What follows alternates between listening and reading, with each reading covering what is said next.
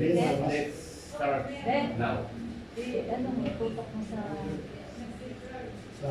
ano? kanta para makabili ng Let's mabasa. start now. Ate Rona! Praise, praise, praise, Tama. praise, Isa na po! praise, Yan, tama. praise, praise. Sister Rose. Ano yung party sa harap? Ha? Naglalakasan siya. Hindi, yung party sa gitna.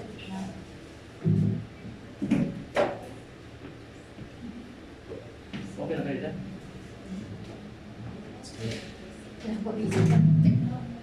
Hello. Uy! Ito nga lang, ano? Huwag niyo pong dinadagalan ng pulo ito, ha? Wala ako sa New York.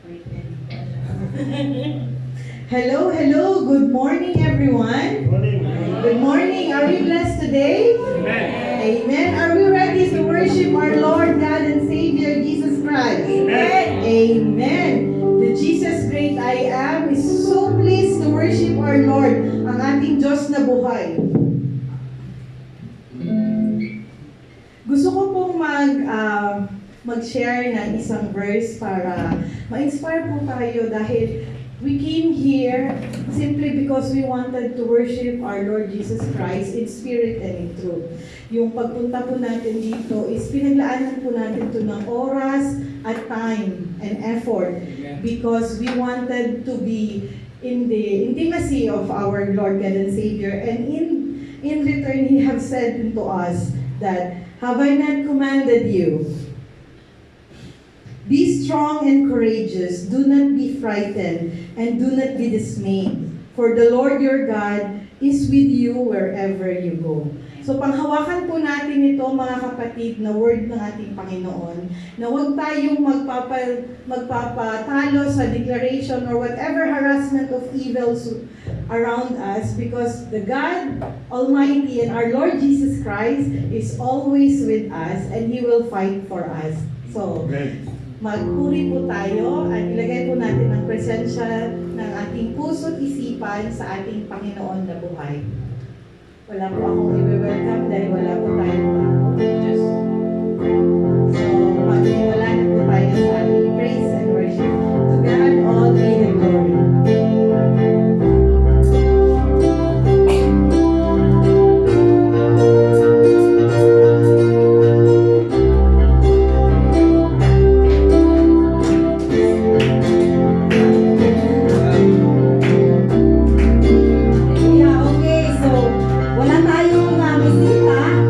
So, lahat tayo ay magkamustahan sa bawat isa.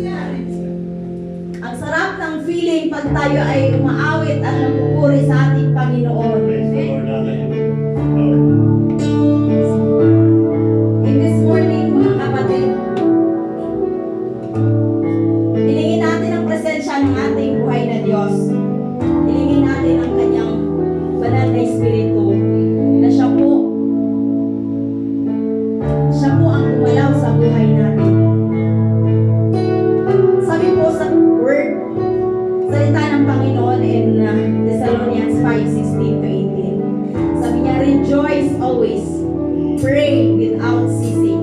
In everything give thanks, for this is the will of God in Christ Jesus for you. Hindi lang po pagdadasal na in a proper yung pagdadasal natin sa Panginoon, but in this sa ganito pong paraan sa ating pag-aawitan sa ating Panginoon, in this way po tayo po ay nagdadasal at nagpapasalamat sa Kanya. So sa pagpupuri natin, sa pag-aawit natin sa ating Panginoon, wag lang po nating sambitin yung mga words. So let us put these words in sa ating mga isipan at sa puso po.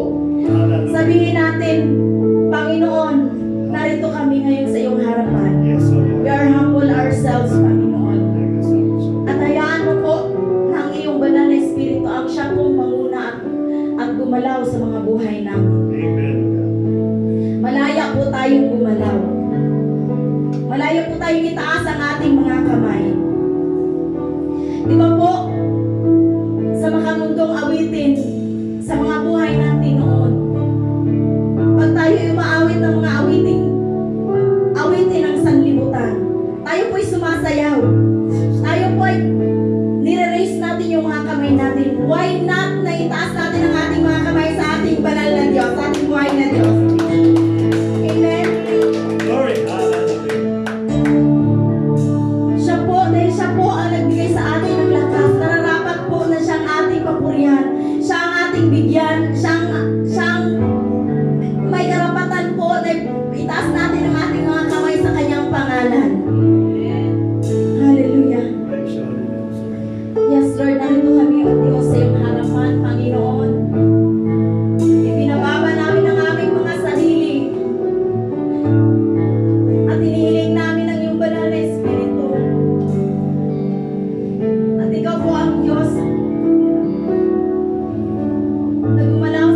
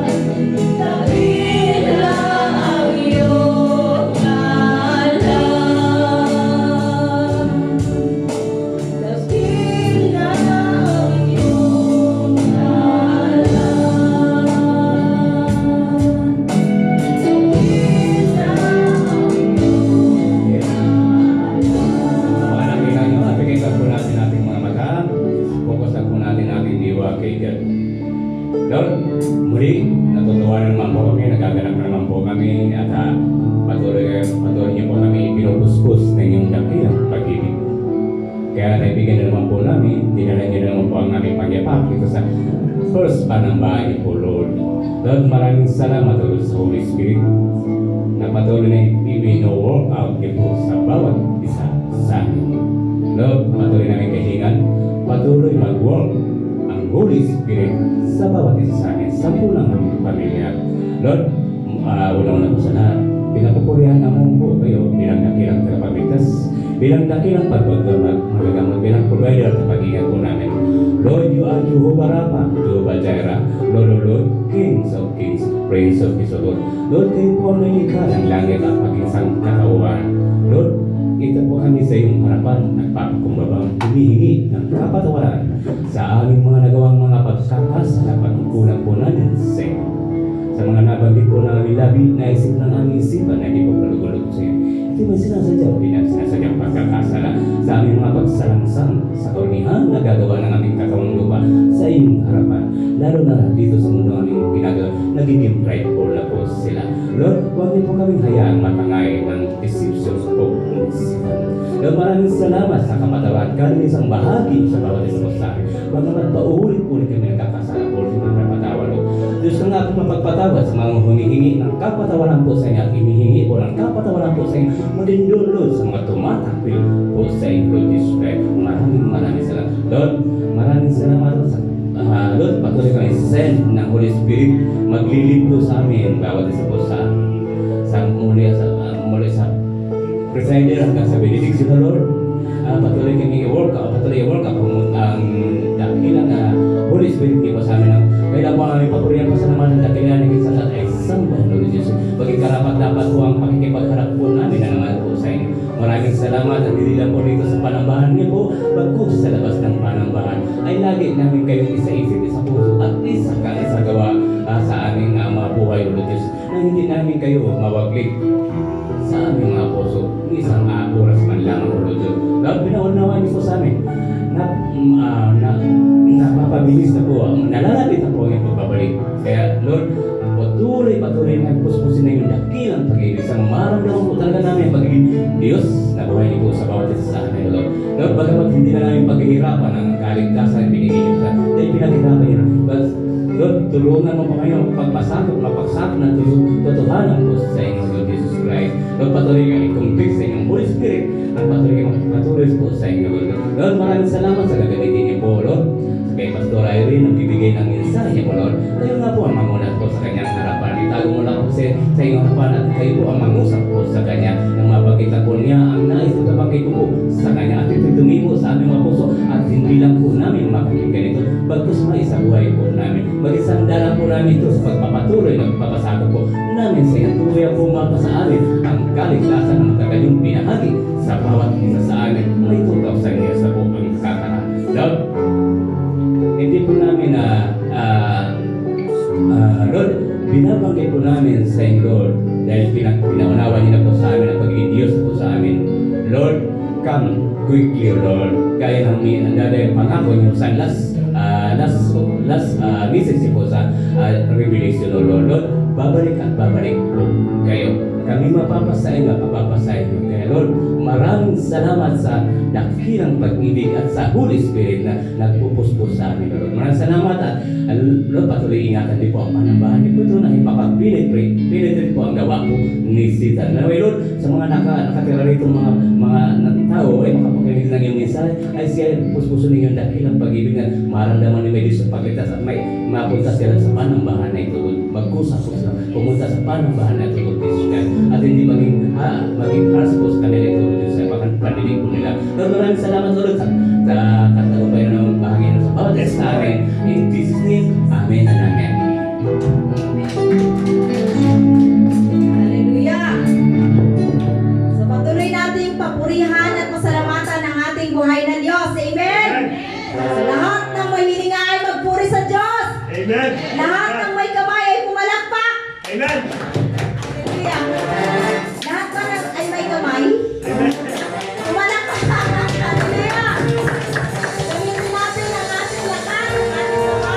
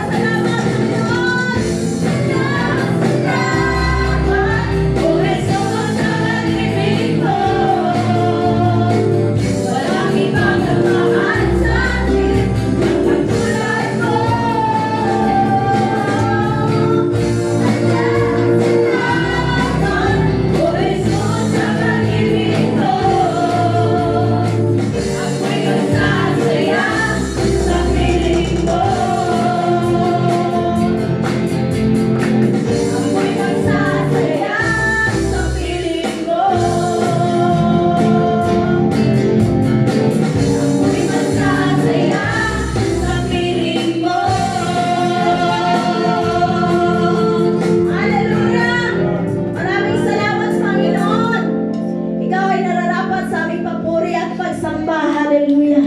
Glory. Dahil sa kabila ng aming pagkukulang, sa kabila ng aming pagkamakasalanan, kami po ay iyong pinili.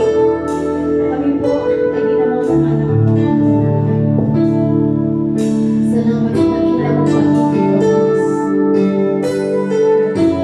Lahat ng papuri at pagsambayan ay ibinibigay sa iyo.